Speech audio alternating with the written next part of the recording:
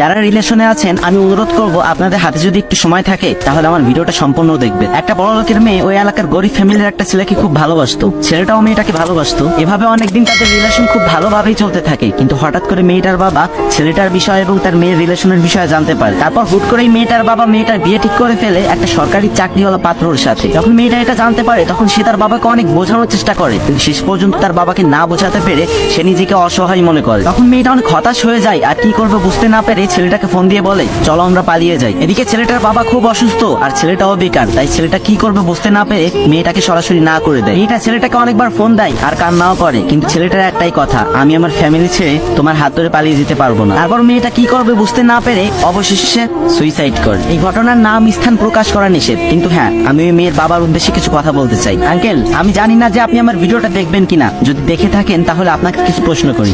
আচ্ছা, আপনার মেয়ে মারা গেছে, আপনি তো অনেক খুশি হয়েছেন তাই না? আপনারা মেয়ের বাবারে এমন কেন বলেন তো?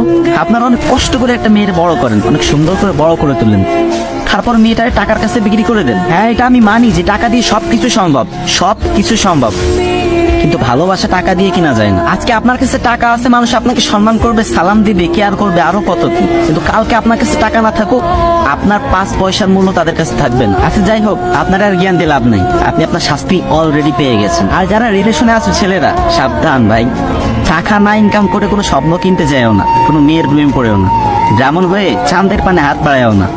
বাস্তবতা কিন্তু খুব কঠিন। তুমি কালো হও, গাঁজাখোর হও, ফর্সা হও, কোনো সমস্যা নাই, টাকা ইনকাম করবা, যেই মেয়েটারে পছন্দ হয় টার্গেট করবা, শুধু মেয়েটারে না, মেয়ের বাপ মা সহ কিনে নিয়ে চলে আসবা, কথা শেষ।